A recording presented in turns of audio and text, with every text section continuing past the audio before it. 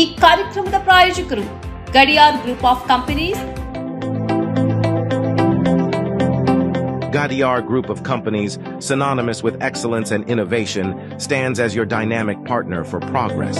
Gadiar Group ensures safety as guardians in firefighting and builds vibrant communities in real estate. Building tomorrow, today.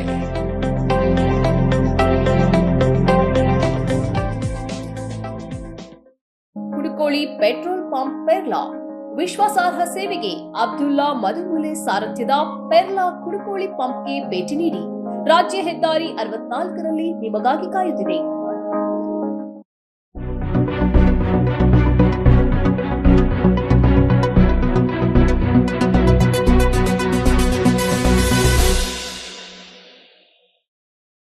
ವೀಕ್ಷಕರೇ, ಸನ್ಮಾರ್ಗ ನ್ಯೂಸ್ಗೆ ಸ್ವಾಗತ. ನಾನು ಪ್ರಿಯ Sudesh.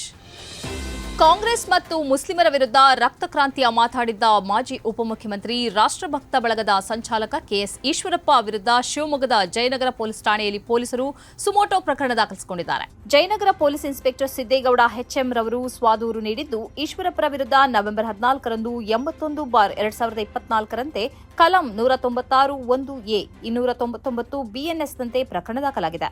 November 13ರಂದು ಬೆಳಗ್ಗೆ ಶಿವಮೊಗ್ಗದ ಪತ್ರಿಕಾ ಭವನದಲ್ಲಿ ಪತ್ರಿಕಾಗೋಷ್ಠಿಯಲ್ಲಿ ಕೆಎಸ್ ಈಶ್ವರಪ್ಪ ವಕ್ಫ್ ಪ್ರಕರಣಗಳ ಬಗ್ಗೆ, ಅಂಬೇಡ್ಕರ್ ಇಸ್ಲಾಂ ಸೇರ್ಪಡೆ ಹೇಳಿಕೆ ಬಗ್ಗೆ, ಸರ್ಕಾರಿ ಗುತ್ತಿಗೆಗಳಲ್ಲಿ ಮುಸ್ಲಿಮರ ಮೀಸಲಾತಿ ಬಗ್ಗೆ ಕಾಂಗ್ರೆಸ್ ಸ್ಪಂದಿಸಿ ಹಿಂದೂಸ್ತಾನವನ್ನು ಪಾಕಿಸ್ತಾನ ಮಾಡಲು ಹೊರಟಿದ್ದಾರೆ ಎಂದು ಆರೋಪಿಸಿದ್ದರು. ಅಲ್ಲದೆ ಧಾರ್ಮಿಕ ಭಾವನೆಗಳು ಕೆರಳುವಂತೆ ಮಾತನಾಡಿದ್ದರು. ಈ ಹಿನ್ನೆಲೆಯಲ್ಲಿ ಪೂರ್ವಭಾವಿಯಾಗಿಯೇ ಪೊಲೀಸ್ ಇಲಾಖೆ ಎಚ್ಚೆತ್ತುಕೊಂಡು ಈಶ್ವರಪ್ಪನವರ ಮೇಲೆ ಧಾರ್ಮಿಕ ಭಾವನೆ ಕೆರಳಿಸಿದ ಆರೋಪದ ಮೇಲೆ ಸುಮೋಟೋ ಪ್ರಕರಣ ದಾಖಲಿಸಿಕೊಂಡಿದೆ. ರಾಜರಾಜೇಶ್ವರಿ ನಗರ ಕ್ಷೇತ್ರದ ಬಿಜೆಪಿ ಶಾಸಕ ಮುನಿರತ್ನ ವಿರುದ್ಧದ ಅತ್ಯಾಚಾರ ಮತ್ತು ಹನಿ ಟ್ರ್ಯಾಪ್ ಪ್ರಕರಣ ಈಗ ಪೊಲೀಸ್ ಇಲಾಖೆಯನ್ನೇ ಸುತ್ತಿಕೊಳ್ಳುತ್ತಿದೆ. ಬೆಂಗಳೂರು ಗ್ರಾಮಾಂತರ ವಿಭಾಗದ ಹೆಬ್ಬಗೋಡಿ ಪೊಲೀಸ್ ಠಾಣೆಯ ಇನ್ಸ್ಪೆಕ್ಟರ್ ಅಯ್ಯಣ್ಣ ರೆಡ್ಡಿಯನ್ನ ಸಿಐಡಿಯ ವಿಶೇಷ ತನಿಖಾ ದಳದ ಪೊಲೀಸರು ಗುರುವಾರ ರಾತ್ರಿ ಬಂಧಿಸಿದ್ದಾರೆ. ಪ್ರಕರಣದಲ್ಲಿ ಇನ್ಸ್ಪೆಕ್ಟರ್ ಅಯ್ಯಣ್ಣ ರೆಡ್ಡಿ ಪಾತ್ರ ಕಂಡುಬಂದ ಹಿನ್ನೆಲೆಯಲ್ಲಿ ಎಸ್ಐಟಿ ಅಧಿಕಾರಿಗಳು ಕರ್ತವ್ಯದ ವೇಳೆಯಲ್ಲೇ ಇನ್ಸ್ಪೆಕ್ಟರ್ ಅನ್ನ ಬಂಧಿಸಿದ್ದಾರೆ. ನಂತರ ವೈದ್ಯಕೀಯ ಪರೀಕ್ಷೆಗೊಳಪಡಿಸಿ ನ್ಯಾಯಾಲಯಕ್ಕೆ ಹಾಜರುಪಡಿಸಿ ಹೆಚ್ಚಿನ ವಿಚಾರಣೆಗೆ ಕಸ್ಟಡಿಗೆ 4 ದಿನಗಳ ಕಾಲ ವಶಕ್ಕೆ ಪಡೆಯಲಾಗಿದೆ ಎಂದು ಮೂಲಗಳು ಹೇಳಿವೆ. ಮಹಿಳೆಯೊಬ್ಬರ ಮೇಲೆ ಅತ್ಯಾಚಾರ ನಡೆಸಿದ ಆರೋಪದಡಿ ರಾಮನಗರ ಜಿಲ್ಲೆಯ ಕಗ್ಗಲೀಪುರ ಠಾಣೆಯಲ್ಲಿ ದಾಖಲಾಗಿದ್ದ ಪ್ರಕರಣದಲ್ಲಿ ಮುನಿರತ್ನ ಅವರನ್ನ ಬಂಧಿಸಲಾಗಿತ್ತು. ಬಳಿಕ ಷರತ್ತುಬದ್ಧ ಜಾಮೀನು ಪಡೆದು ಮುನಿರತ್ನ ಬಿಡುಗಡೆಯಾಗಿದ್ದಾರೆ. ಮಹಿಳೆ ಮೇಲೆ ಅತ್ಯಾಚಾರ ಪ್ರಕರಣ, ಬಿಬಿಎಂಪಿ ಗುತ್ತಿಗೆದಾರರೊಬ್ಬರಿಗೆ ಜಾತಿ ನಿಂದನೆ ಮಾಡಿ ಕೊಲೆ ಬೆದರಿಕೆ ಹಾಕಿದ್ದ ಪ್ರಕರಣದ ತನಿಖೆಯನ್ನು ಸರ್ಕಾರವು ಎಸ್ಐಟಿಗೆ ವಹಿಸಿದ್ದು ತನಿಖೆ ಮುಂದುವರೆದಿದೆ. ಮುನಿರತ್ನ ಹಾಗೂ ಸಹಚರರು ನಡೆಸುತ್ತಿದ್ದ ಹನಿ ಟ್ರ್ಯಾಪ್ ಪ್ರಕರಣದಲ್ಲಿ ಸಹಕಾರ ನೀಡಿದ್ದ ಆರೋಪದ ಮೇಲೆ ಅಯ್ಯಣ್ಣ ರೆಡ್ಡಿಯನ್ನ ಬಂಧಿಸಲಾಗಿದೆ ಎಂದು ಎಸ್ಐಟಿ ಮೂಲಗಳು ತಿಳಿಸಿವೆ.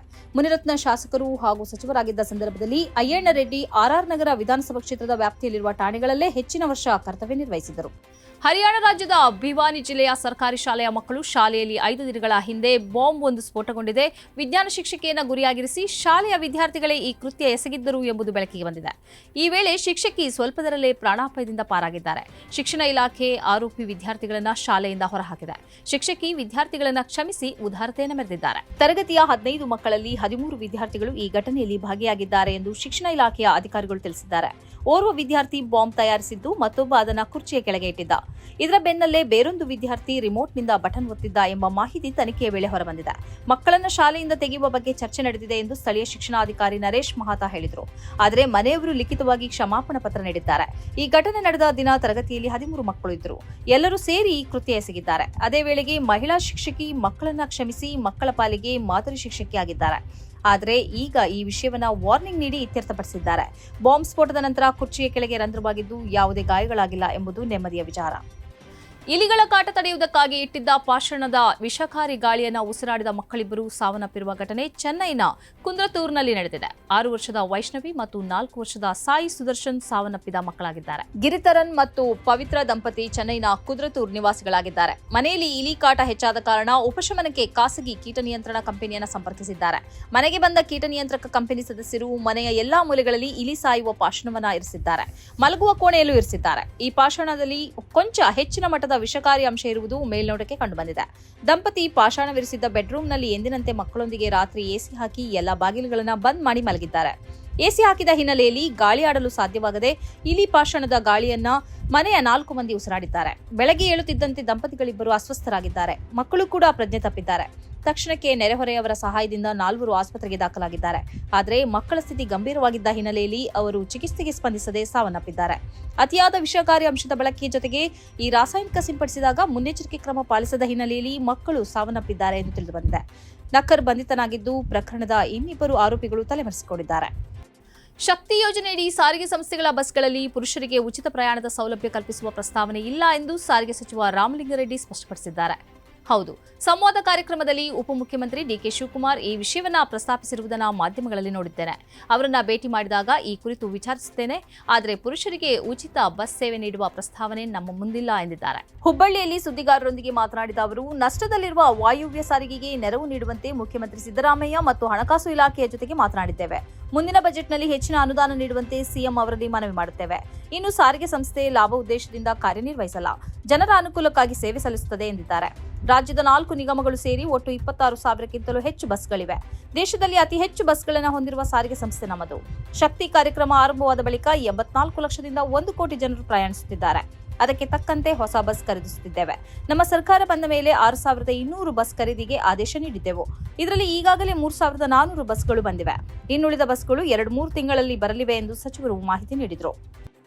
ಯುಎಸ್ ಚುನಾವಣೆಯಲ್ಲಿ ಡೊನಾಲ್ಡ್ ಟ್ರಂಪ್ ಅವರ ಅಧ್ಯಕ್ಷರಾಗಿ ಗೆಲುವು ಖಚಿತಗೊಂಡ ನಂತರ ಅಮೆರಿಕ ದೇಶದಲ್ಲಿ ಒಂದರಲ್ಲಿಯೇ 1 ಲಕ್ಷಕ್ಕೂ ಹೆಚ್ಚು ಬಳಕೆದಾರರು ಸಾಮಾಜಿಕ ಮಾಧ್ಯಮ ವೇದಿಕೆ ಎಕ್ಸ್ ಅನ್ನ ತೊರೆದಿದ್ದಾರೆ ಎಂದು ವರದಿಯಾಗ್ತಾ ಇದೆ. ಚುನಾವಣೆಯ ಮರುದಿನವೇ 1,15,000ಕ್ಕೂ ಯುಎಸ್ ಬಳಕೆದಾರರು ತಮ್ಮ ಎಕ್ಸ್ ಖಾತೆಗಳನ್ನು ನಿಷ್ಕ್ರಿಯಗೊಳಿಸಿದ್ದಾರೆ ಎಂದು ಆಂಗ್ಲ ಮಾಧ್ಯಮ CNN ವರದಿ ಮಾಡಿದೆ. ಬಿಲಿಯನರ್ ಮತ್ತು ಟೆಸ್ಲಾ ಮಾಲೀಕ ಎಲನ್ ಮಸ್ಕ್ 2022ರಲ್ಲಿ ಅಧಿಕಾರ ವಹಿಸಿಕೊಂಡ ನಂತರ ಇದು ಎಕ್ಸ್ ಪ್ಲಾಟ್ಫಾರ್ಮ್ನಿಂದ ಅತಿದೊಡ್ಡ ಸಂಖ್ಯೆಯಲ್ಲಿ ಬಳಕೆದಾರರು ನಿರ್ಗಮಿಸಿದ್ದಾರೆ ಎಂದು ಹೇಳಲಾಗುತ್ತಿದೆ. ಎಕ್ಸ್ ಅನ್ನು ತೊರೆದವರು ಬ್ಲೂ ಸ್ಕೈನಂತಹ ಪರ್ಯಾಯ ವೇದಿಕೆಗಳಿಗೆ ವಲಸೆ ಹೋಗುತ್ತಿದ್ದಾರೆ ಎಂದು CNN ವರದಿ ಮಾಡಿದೆ. ವರದಿಯ ಪ್ರಕಾರ ಬ್ಲೂ ಸ್ಕೈ ಬಳಕೆದಾರರ ಸಂಖ್ಯೆ 90 ದಿನಗಳಲ್ಲಿ ದ್ವಿಗುಣಗೊಂಡಿದೆ ಮತ್ತು ಒಂದೇ ವಾರದಲ್ಲಿ 1 ಮಿಲಿಯನ್ ಹೊಸ ಸೈನ್ ಅಪ್ಗಳೊಂದಿಗೆ 15 ಮಿಲಿಯನ್ ತಲುಪಿದೆ. ಯುಎಸ್ ಅಧ್ಯಕ್ಷೀಯ ಚುನಾವಣೆಯಲ್ಲಿ ಎಲನ್ ಮಸ್ಕ್ ಡೊನಾಲ್ಡ್ ಟ್ರಂಪ್ ಅವರನ್ನು ಬೆಂಬಲಿಸಿದ್ದು ಕಂಪನಿಯ ಪ್ರಮುಖ ವ್ಯಾಪಾರ ಕುಸಿತಕ್ಕೆ ಕಾರಣವಾಗಿದೆ ಎನ್ನಲಾಗಿದೆ. ರಿಯಾದ್ ಜೈಲಿನಲ್ಲಿರುವ ಕೋಜಿಕೋಡ್ ಮೂಲದ ಅಬ್ದುಲ್ ರಹೀಂ ಬಿಡುಗಡೆಯಾಗಿ 47,70,65,347 ರೂಪಾಯಿ ಸಂಗ್ರಹಿಸಿರುವುದಾಗಿ ರಹೀಂ ಕಾನೂನು ನೆರವು ಸಮಿತಿ ಕೋಜಿಕೋಡ್ ನಡೆದ ಪತ್ರಿಕಾಗೋಷ್ಠಿಯಲ್ಲಿ ಬಹಿರಂಗಪಡಿಸಿದೆ. 36,27,34,927 ರೂಪಾಯಿ ಖರ್ಚು ಮಾಡಿದ್ದು, ಉಳಿದ 11,60,30,420 ಟ್ರಸ್ಟ್ನ ಬ್ಯಾಂಕ್ನ ಖಾತೆಯಲ್ಲಿದೆ ಎಂದು ಅಧಿಕಾರಿಗಳು ತಿಳಿಸಿದ್ದಾರೆ. ರಹೀಂ ದೇಶಕ್ಕೆ ಬಂದ ತಕ್ಷಣ ಆ ಮೊತ್ತವನ್ನು ಏನು ಮಾಡಬೇಕೆಂದು ನಿರ್ಧರಿಸುತ್ತೇವೆ ಎಂದು ಕಾನೂನು ನೆರವು ಸಮಿತಿ ಹೇಳಿದೆ. ಸಾಮಾಜಿಕ ಮಾಧ್ಯಮಗಳ ಮೂಲಕ ಕೆಲವು ನಿರಂತರ ತಪ್ಪು ಮಾಹಿತಿ ಮತ್ತು ಅಪಪ್ರಚಾರಗಳ ಜೊತೆಯಲ್ಲಿ ಅಂಕಿಅಂಶಗಳನ್ನು ಬಿಡುಗಡೆ ಮಾಡಲಾಗಿದೆ. ರಿಯಾದ್ನ ನ್ಯಾಯಾಲಯವು ನವೆಂಬರ್ 17ರಂದು ರಹೀಂ ಪ್ರಕರಣದ ವಿಚಾರಣೆ ನಡೆಸಲಿದೆ. ಅಪ್ರತಿಮ ಮಿಷನ್ ಸಾಧಿಸಲಾಗಿದೆ. ನಿಜವಾದ ಕೇರಳದ ಕಥೆಯಾಗಿ ಮೂಡಿಬಂದ ನಿಧಿ ಸಂಗ್ರಹಕ್ಕೆ ವಿಶ್ವವೇ ಸಹಕರಿಸಿರುವುದು ಕೇರಳದ ಇತಿಹಾಸದಲ್ಲಿ ಸುವರ್ಣ ದಾಖಲೆಯಾಗಿ ಉಳಿಯಲಿದೆ ಎಂದು ಪದಾಧಿಕಾರಿಗಳು ಹೇಳಿದರು. ಇದು ಈ ಹೊತ್ತಿನ ಸುದ್ದಿ ಸಂಚಯ. ನಿರಂತರವಾಗಿ ನೋಡ್ತಾ ಇರಿ ಸನ್ಮಾರ್ಗ ನ್ಯೂಸ್, ಸುದ್ದಿಗಳ ಸಂತೆಯಲ್ಲಿ ಸತ್ಯದ ಮೊಂಬತ್ತಿ.